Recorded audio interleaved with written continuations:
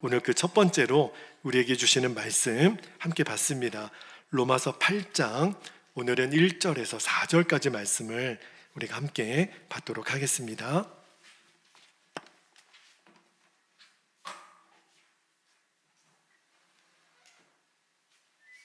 자, 우리 한 절씩 말씀을 교독하여 읽도록 하겠습니다. 1절 제가 먼저 읽겠습니다. 그러므로 이제 그리스도 예수 안에 있는 자에게는 결코 정죄함이 없나니 이는 그리스도 예수 안에 있는 생명의 성령의 법이 죄와 사망의 법에서 너를 해방하였습니다. 3절 율법이 육신으로 말미암아 연약하여 할 수 없는 그것을 하나님은 하시나니 곧 죄로 말미암아 자기 아들을 죄 있는 육신의 모양으로 보내어 육신의 죄를 정하사 육신을 따르지 않고 그 영을 따라 행하는 우리에게 율법의 요구가 이루어지게 하려 하심이니라. 아멘. 하나님 말씀입니다. 자, 오늘부터 로마서 8장 이제 강의 말씀을 드리겠는데요. 오늘 설교 제목이 결코 정죄함이 없나니 1절 맨 마지막 부분이에요. 제가 조금 전에도 말씀드렸던 것처럼 이 로마서 8장은요, 로마서에서 제일 중요한 장입니다. 그 필립 슈페너 목사님 같은 분은 이렇게 표현을 하시더라고요. 성경 전체가 하나의 반지라면 그 반지에 로마서가 보석이고, 그리고 그 보석에서 가장 빛나는 부분이 이 로마서 8장이다. 그만큼 이 로마서 8장이 너무너무 중요한 성경이라는 거예요. 그래서 이 로마서 8장은 제가 계획대로라면 한 7주 정도 로마서 8장을 가지고 정말 한번 씨름을 해보려고 합니다. 말씀을 준비하는 저에게도, 말씀을 듣는 여러분에게도 하나님의 어마어마한 감동하심으로 역사해 주시기를 축복합니다. 자, 로마서 8장의 전체 주제는 한마디로 말한다면 하나님이 우리에게 주시는 구원의 축복은 너무너무 놀랍다는 거예요. 하나님이 엄청난 축복과 특권을 우리에게 주셨다. 그것을 이제 말씀하시는데, 여러분, 예수님 믿으면 우리가 뭐가 좋은 거죠? 여러분, 예수님 믿어서 우리가 구원받았다. 그래서 우리가 누리는 특권은 도대체 뭔 거죠? 오늘 그 주제가 로마서 8장 1절에서 4절까지 말씀에 담겨져 있어요. 그러니까 이 1절에서 4절까지가 8장의 이제 서론 부분인데요. 예수님 믿고 구원받은 우리에게 주어지는 너무너무 엄청난 특권이 있다는 거예요. 오늘 설교 제목입니다. 뭐가 없다고요? 정죄함이 결코 없다. 이게 우리가 예수님 믿고 누리는 최고의 축복, 최고의 특권이라는 거예요. 자, 1절 말씀을 같이 다시 한번 읽어볼게요. 시작. 그러므로 이제 그리스도 예수 안에 있는 자에게는 결코 정죄함이 없나니. 결코 없어요.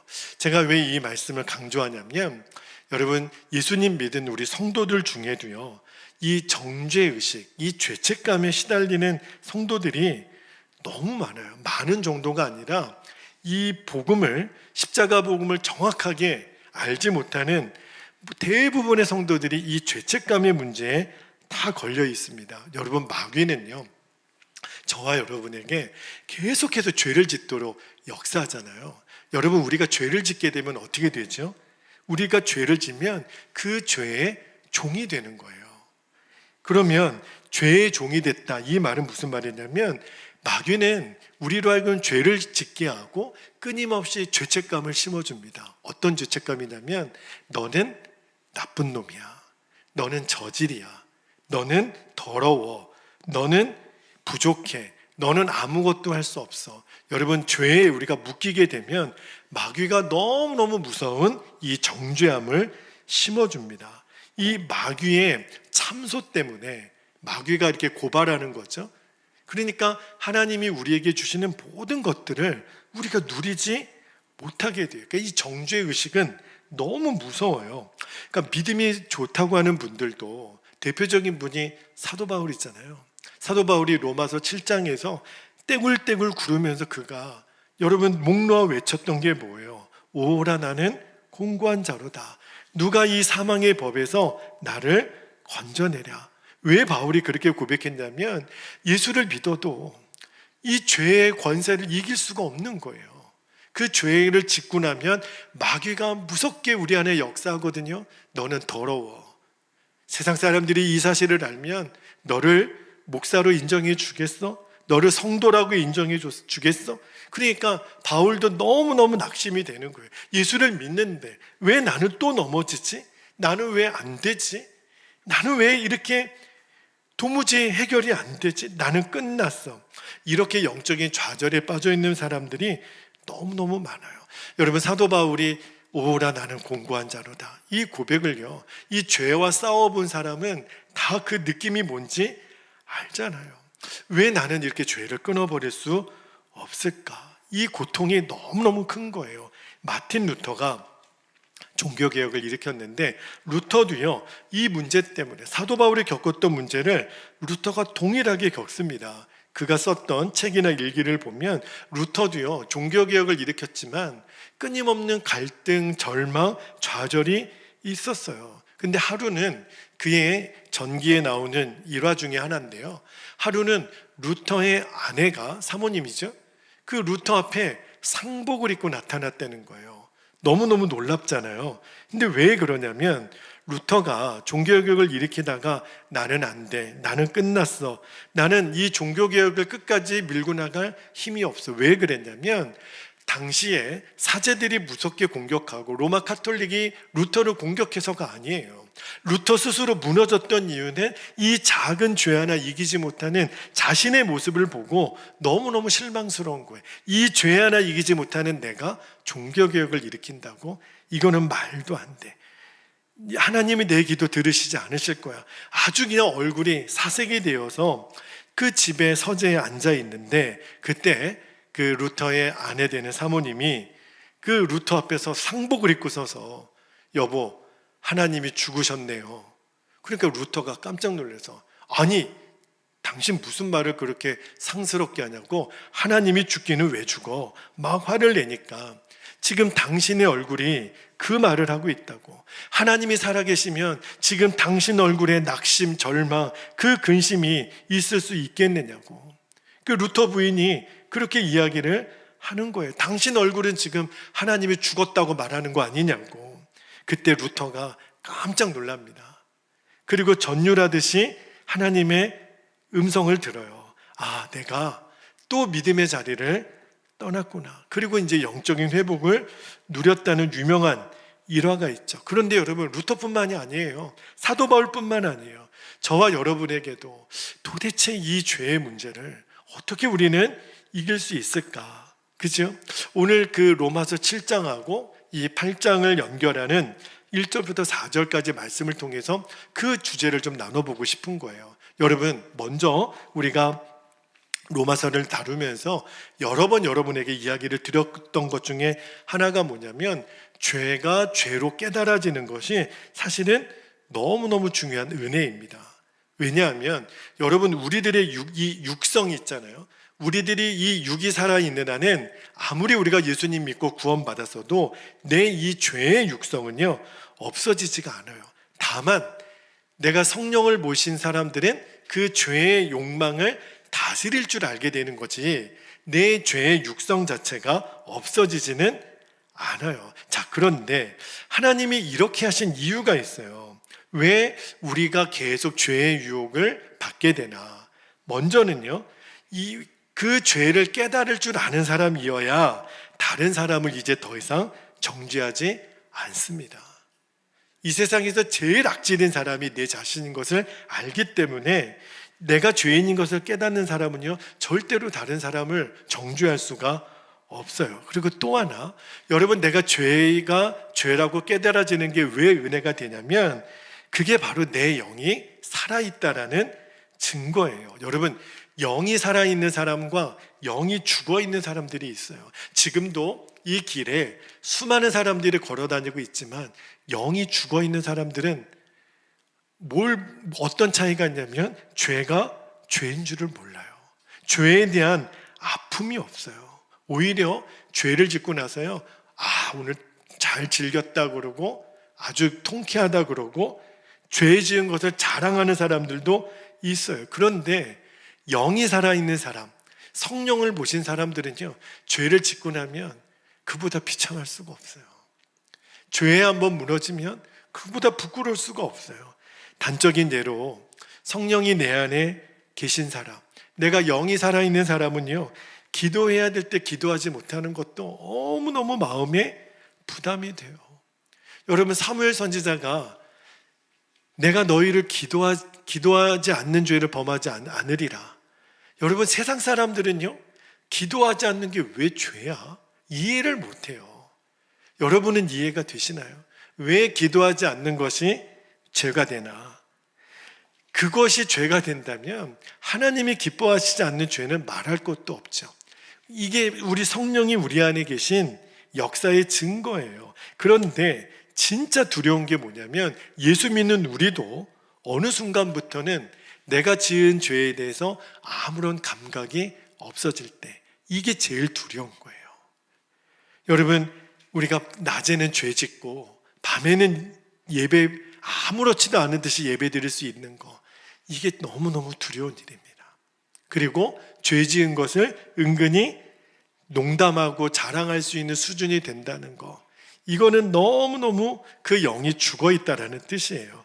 여러분, 저와 여러분 안에 이 죄에 대한 예민한 감각이 살아있게 되기를 축복합니다. 내가 죄에 대해서 이 감각을 가지고 있다는 것, 다시 말하면 이 죄를 어떡하지? 하나님, 이 죄를 정말 도대체 어떡합니까? 이런 여러분 안에 안타까움이 있다면 제가 보았을 때는 여러분의 영이 건강하다라는 증거이기도 해요. 왜냐하면 여러분이 지금 내 마음에 이러면 안 되지, 주님 저 어떡하려고 자꾸 이럽니까? 이런 마음이 있다라는 거는 여러분의 생각이 아니에요. 여러분 안에 계신 성령님의 근심이에요. 말씀 한 구절만 볼까요? 에베소서 4장 30절에 보면, 하나님의 성령을 근심하게 하지 말라. 그 안에서 너희가 구원의 날까지 인치심을 받았느니라. 여러분, 성령님을 모시고 살면 세상 사람들은 죽었다 깨어나도 할 수 없는 이 성령의 근심을 느끼게 돼요. 내 마음이 불편합니다. 꼭 윤리적인 죄 정도뿐만 아니라, 여러분, 성령을 모시고 사는 사람들은요, 이미 말씀드린 것처럼 이 기도에 대한 부담이 엄청나게 무거워요. 또 내가 하나님 말씀을 가까이 하지 못하는 것, 또 내게 허락하신 재정을 구별하여 하나님께 드리는 것에 대한 눌림이 굉장히 많습니다. 그게 여러분 성령의 근심이에요. 내 생각이 아니라 성령님이 지금 내가 원하는 분량의 기도, 말씀, 또 재정의 씀씀이 계속해서 근심을 주시는 거예요. 여러분, 성령의 근심이 내 안에 있다라는 것 자체가 너무너무 놀라운 축복이에요. 오늘 사도 바울이 이 로마서 8장 1절을 시작하면서 그 이야기를 하는 거예요. 1절에 보니까 이제 그리스도 예수 안에 있는 자에게는 정죄함이 없다. 그것도요, 결코 없다 그랬어요. 여러분, 성령님께서 우리에게 죄를 깨닫게 하시고 또 죄로 인해서 우리의 마음을 아프게 하시는 것은 우리를 정죄하려고 하시는 게 아닌 거예요.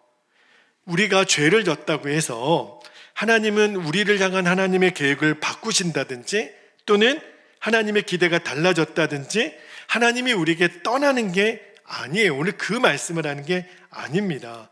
오히려 우리가 이 죄에 대한 깨달음, 성령의 근심을 느끼는 것은요, 내 영이 살아있다라는 뜻이에요. 다시 말하면 우리는 죄를 짓더라도 절대 편안하게 질 수가 없어요. 죄를 지으며 그 즉시로 내 안에 성령님이 곧바로 근심을 주세요. 할렐루야. 우리가 지금 그 길에 들어선 거예요. 우리는 절대로 죄를 편안하게 질 수 없는 사람, 내 영이 살아있으니까. 그런데 분명한 것은요, 그것 때문에 성령님은 우리를 정죄하지 않으신다는 거예요. 적용하는 법이 다르다는 거예요. 여러분, 우리가 외국에 갈 때 공항에 가잖아요. 미국이나 일본이나 가면, 그 나라에 가면 그 나라 사람, 내국인이 줄 서는 곳과 외국인이 줄 서는 그 길이 다릅니다. 그지요? 여러분, 뭘 말하는 거죠? 내가 어느 나라 그 여건을 가지고 있느냐에 따라서 적용하는 기준이 달라요. 그러니까 예수님을 믿어 성령을 모시고 있는 사람과 그렇지 않은 사람은요, 법이 다르다라 그랬어요. 자, 예수님을 믿지 않는 사람, 예수님을 영접하지 않는 사람은 오늘 로마서 8장 1절 2절에 보니까 어떤 법을 적용을 받아요? 죄와 사망의 법. 그러면 예수 믿고 성령님을 모시는 우리에게는 어떤 법을 적용받아요? 생명과 성령의 법. 이 차이가 있는 거예요. 그러니까 이것을 정죄가 없다라고 말씀하는 거예요. 그게 뭐냐면 성령을 모시지 않는 사람, 예수님 안 믿는 사람은요, 죄를 지으면 어떻게 되죠? 반드시 죄값을 치릅니다. 여러분, 성경이 말하는 죄의 값은 뭐예요? 죽음이에요. 죽음으로만 끝나는 게 아니에요. 육신의 죽음은 첫 번째 죽음이지만 그 다음에 영의 죽음은요, 지옥으로 가는 거예요. 이게 바로 죄의 값이에요. 이게 바로 죄와 사망의 법입니다. 너무너무 무섭죠. 여러분, 죄 지으면 죽음, 너 아웃, 이렇게 되는 거예요. 여러분, 아담과 하와가 선악과를 따먹고 인간에게 죄가 들어온 다음에 모든 사람은 다 이 법의 적용을 받는 거예요. 죄와 사망의 법. 마귀가 유혹해서 늘 죄짓고 또 죄짓고 마귀의 종로를 타다가 죽으면 영원한 지옥으로 갈 수밖에 없는 게, 이게 바로 죄와 사망의 법이에요. 이걸 피할 수 있는 사람이 없어요. 이게 죄의 무서움이에요. 자, 그런데 이런 법이 모든 사람에게 적용되는데 이제 예수님을 믿어 구원받아 성령을 모신 사람은요, 적용되는 법이 다르다라는 거예요. 이제는 성령을 모신 사람에게는 죄와 사망의 법을 적용받는 게 아니라 어떤 법이요? 생명과 성령의 법을 적용받는 거예요. 할렐루야. 여러분, 이 사실이 얼마나 놀라운지를 이제 아셔야 돼요. 예수님을 믿고 성령을 받은 사람은 어떤가? 그게 무슨 말이냐면, 우리는 예수님 믿고 성령을 받았잖아요. 우리가 죄를 져도 하나님은 우리를 보실 때 마준철 너는 죄인이야 이렇게 보시지 않으시겠다는 거예요.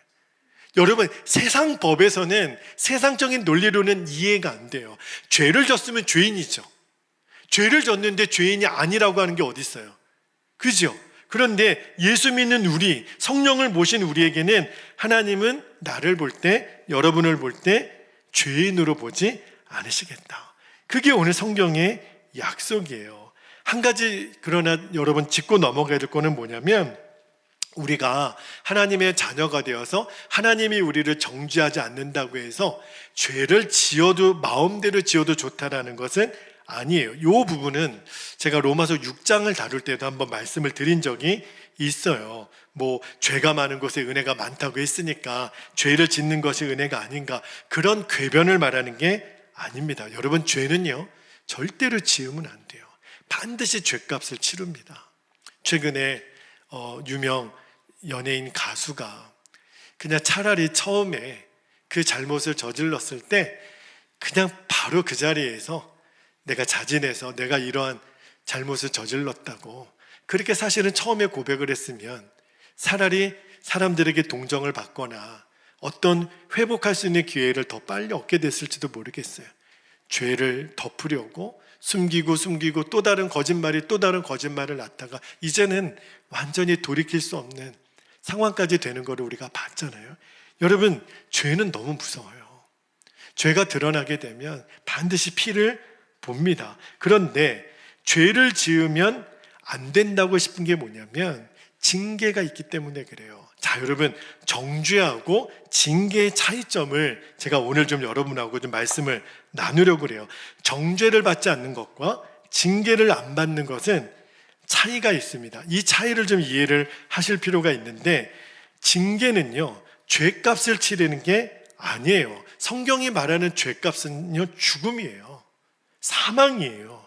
죄값은 뭐예요? 하나님과의 관계가 끊어지는 거고, 하나님의 자녀된 신분을 잃어버리는 거고, 더 이상 하나님이 소망을 두지 않는 사람, 그게 죄값이에요. 그게 바로 정죄입니다. 너는 죄인이야. 끝났어. 너는 나랑 이제 아무런 상관이 없어. 이게 정죄예요. 사람이 받을 수 있는 최고의 형벌이 뭐냐면 이 정죄를 말하는 거예요. 그런데 우리는 예수님을 믿잖아요. 그러면 성령님이 우리에게 오시고 나면 분명히 말씀하셨거든요. 정죄가 없다. 다시 말하면 하나님은 저와 여러분을 절대로 버리시지 않으세요. 그 대신에 우리가 죄를 지으면 정죄는 없지만 뭐는 있어요? 징계는 있다는 거예요. 여러분 경험해 보셨겠지만 성령님은 인격이세요. 그래서 처음부터 무지막지하게 때리시는 분이 아닙니다. 우리가 자녀들을 키워보면 알겠지만 뭔가 처음 잘못했을 때 자녀들을 때리는 부모는 없습니다.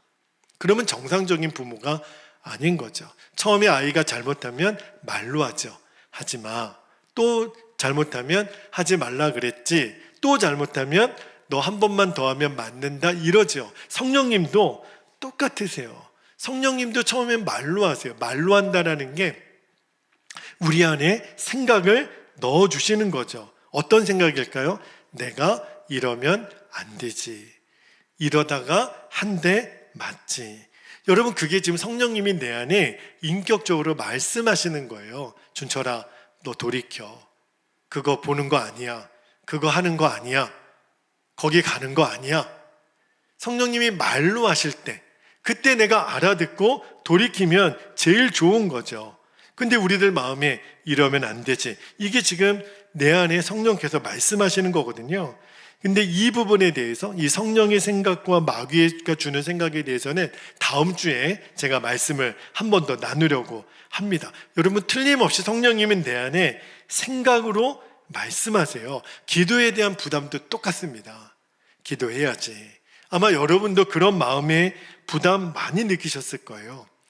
주일 성수를 못하는 분들에게는 주일을 지키는 거, 11조와 예물에 대한 거, 말씀 묵상하는 거, 어떤 이런 마음의 부담이 있을 때 이제는 아셔야 돼요. 아, 성령님이 내게 말씀하고 계시는구나.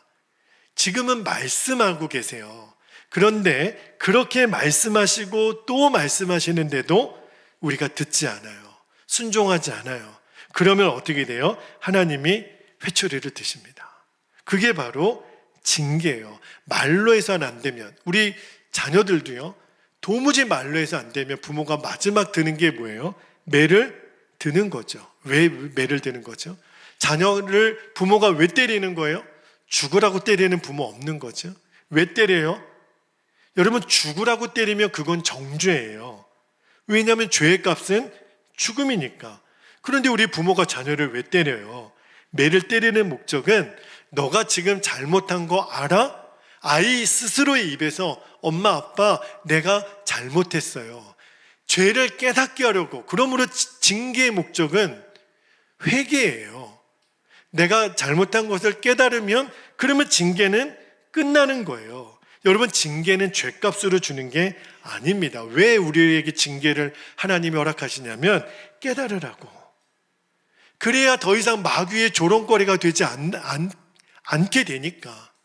여러분 그런 유명한 연예인들이 어떤 때는 교회에서 특송도 하고 간증도 하고 오히려 그런 일로 인해서 하나님의 영광을 가리는 일이 너무너무 많아요. 남 얘기할 것도 없어요. 우리 자신이 마찬가지입니다. 여러분 하나님이 왜 징계를 우리에게 주시냐면 준철아 너 또 그러면 안 돼. 너 이번에 좀 맞자. 그리고 너 마귀의 조롱거리가 되어서는 안 돼. 예수 믿는 사람이 저 마귀와 세상의 조롱거리가 되어서는 안 돼. 여러분 이게 진짜 축복인 거예요. 여러분 만약에 우리에게 성령의 징계하심이 없다면 우리는 구제불능이 될 겁니다. 완전히 우리의 인생은 파탄날 거예요. 성령의 징계가 있다라는 거는 그러므로 내게 있어서 축복이에요. 왜 그렇죠? 하나님이 포기하지 않으시는 거예요. 하나님이 나를 여전히 기대하고 계신다는 증거예요. 여러분 그러나 징계를 받을 때 저도 하나님의 징계를 경험해 보고서 언제 징계가 멈추냐면 이제 이 징계를 주신 하나님께 감사가 나올 때 하나님 맞습니다. 제가 잘못했습니다. 때리려면 더 때려주세요. 그러면 징계는 끝나는 거예요. 징계가 감사가 된 사람에게 우리 아이들도 엄마 아빠에게 뭔가를 잘못했을 때 엄마 아빠 제가 정말 잘못했어요.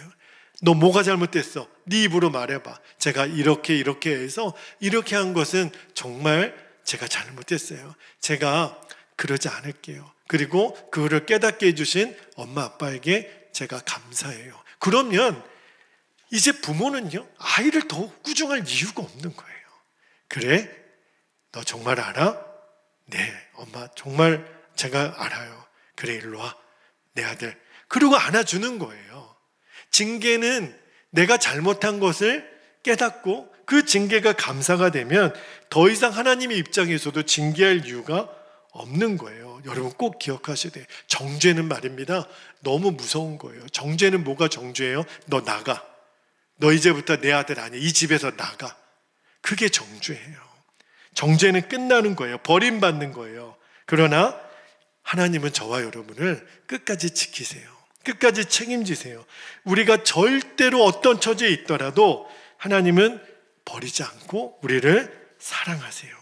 마귀가요, 더 이상 우리에게 손을 못 댑니다. 여러분, 마귀가 우리를 막 괴롭히는 것 같고 막 역사하는 것 같아도 두려워할 필요가 없는 거예요. 여러분, 마귀가 어떤 존재인지 제가 두 가지 정의를 내려드릴게요. 마귀는요, 처음은 똥입니다. 여러분, 똥은 무서워요, 더러워요? 더럽죠. 마귀는 무서움의 대상이 아니에요. 더러움의 대상이에요. 또 하나, 마귀는요, 미친 개입니다. 미친 개. 그렇게 생각하시면 돼요. 여러분, 마귀는 우리를 건드리지는 못해요, 직접적으로. 왜? 성령의 그 줄이 미친 개인 마귀의 이 목줄과 다리를 붙들고 있기 때문에 마귀는 직접 우리에게 물거나 해치지는 못합니다. 미친 개처럼 우리한테 지저대기만 해요. 여러분, 마귀가 우리에게 어떻게 지저대는 줄 아십니까? 너 나쁜 놈아, 내가 너의 과거를 다 알고 있다. 너 어제도 그랬잖아. 너가 예수 믿는 사람이야? 네가 직분자야? 네가 그러고도 복 받을 거야? 분명히 너는 내 종이야. 까불지 마. 너는 축복받을 사람 아니야.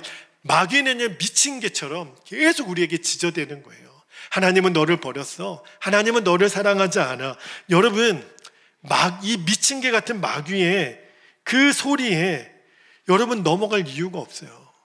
마귀는 우리를 직접 해치지는 못합니다. 마귀가 미친 개처럼 그렇게 지저댈 때 우리가 뭐라고 담대하게 말하면 됩니까? 야, 이 미친 개 같은 마귀야, 나는 정죄받지 않아. 로마서 8장 1절에 결코 정죄함이 없다 그랬어. 하나님은 나를 절대로 버리지 않아. 할렐루야. 여러분, 마귀가 이렇게 미친 개 같이 우리를 참소할 때 이 말씀을 붙들어야 돼요. 우리가 이 말씀 붙들고 담대하게 말하잖아요. 마귀가 꼬리를 내밉니다. 꼬리를 내리고 깨갱하면서 떠나가요. 이것이 우리에게 주어진 축복이에요. 그렇다면 목사님, 그렇게 담대하게 말할 수 있는 이 축복의 증거가 있나요? 있지요. 우리 안에 오신 성령님입니다. 그래서 정죄하지 않고 우리를 달리시는 법의 이름이 뭐예요? 생명과 성령의 법인 거예요. 내 안에 계신 성령님이 나를 절대로 버리지 않으시고 사랑하신다라는 증거. 여러분, 성령님이 아니고서는 이 믿음을 가질 수가 없는 거죠. 그러나 여러분, 우리 성령님이 우리 안에 오셨다라는 것은요, 우리는 이미 달라진 법을 적용받는 거예요. 우리는요, 죄를 지어도 절대로 죄값을 치르는 법에 적용받지 않는다라는 것. 여러분들이 오늘 이 말씀을 꼭 기억하셔야 돼요. 우리는 생명과 성령의 법을 적용받습니다. 다시 말하면 여러분, 그래야 우리가 이 정죄감에서 노임을 받거든요. 이 죄책감에도 노임을 받는데 우리는 어떠한 죄를 졌더라도 예수님의 십자가의 보혈로 덮임을 받아요.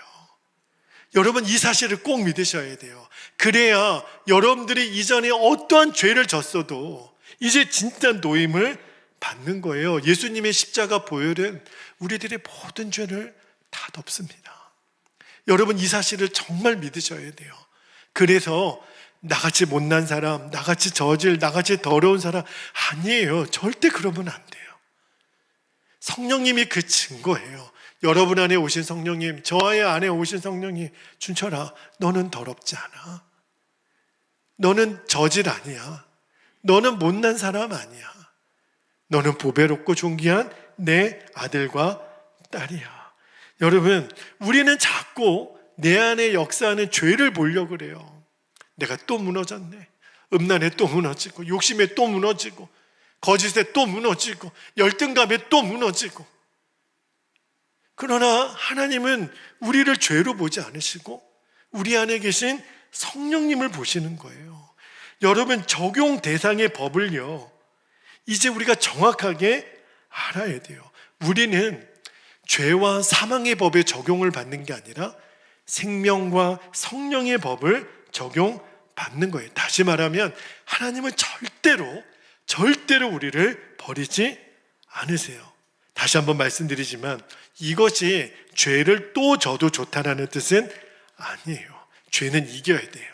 그래서 성령님이 왜 우리 안에 오셨냐면 이제는 그 죄를 이길 수 있도록 역사해 주시려고. 이 말씀은요, 제가 다음 주에 5절부터 말씀을 좀 나누도록 할게요. 오늘 로마서 8장의 첫 번째 말씀을 좀 마무리하려고 합니다. 여러분, 우리 안에 오신 성령님이 계시잖아요. 이 말씀은요, 더 이상 우리는 죄와 사망의 법의 적용을 받지 않는다라는 것, 우리는 신분이 완전히 바뀌었다라는 것 꼭 기억하셔야 돼요. 우리가 적용받는 법은 생명과 성령의 법이에요. 그래서 때로는 우리가 말씀대로 살지 못했을 때 하나님의 징계를 받을 수는 있어요. 그러나 그렇다고 해서 하나님이 우리를 떠나시거나 우리를 절대로 버리지 않으신다라는 것, 이 사실을 여러분들이 꼭 명심하게 되기를, 이것을 정확하게 알아야 이제 죄가 이겨지는 삶, 성령님께서 나를 인도하시는 삶으로 나아가게 돼요. 그러나 이것에 눈뜨지 않으면 이제는 계속 우리는 알아서 또 죄 짓고 또 넘어지고, 언제까지 이렇게 반복하겠어요? 이제는 죄가 이겨지는 역사를 주님은 우리에게 주실 것입니다. 이제 우리가 성령께 맡기는 거예요. 성령님이 우리를 그렇게 인도해 가실 것입니다. 이제 우리 함께 기도하겠습니다. 오늘 로마서 8장의 첫 번째 말씀을 나누면서 너무너무 간단하지만 중요한 이 진리를 여러분들이 꼭 붙드셔야 돼요. 첫 번째 기도 제목은 나는 이제 더 이상 죄와 사망의 법이 아닌 정죄를 받지 않는다는 거예요. 생명과 성령의 법의 적용을 받는 하나님의 자녀인 것을 분명히 알게 하옵소서. 그리스도 예수 안에 있는 자에게는 결코 정죄함이 없나니. 두 번째, 이제는 성령께서 나를 이끄심으로 죄가 이겨지는 삶으로 나를 인도하여 주옵소서. 우리는 생명의 성령의 법의 적용을 받기 때문에 하나님이 우리를 떠나지 않으세요. 하나님이 우리를 포기하지 않으세요. 그래서 내 안에 계신 성령 때문에 우리가 죄를 이기는 자가 되는 거예요. 오늘 간단하지만 여러분, 이 진리를 그냥 스쳐 지나가지 마시고 여러분의 마음으로 붙잡으십시오. 이 생명의 성령의 법이 나를 사망의 법에서, 죄의 법에서 해방하였느니라. 여러분, 이 진리가 저와 여러분에게 오늘 마음껏 누려지게 되기를 주님의 이름으로 축복합니다. 우리가 주님의 이름을 간절히 부르시고 통성으로 기도하겠습니다. 주여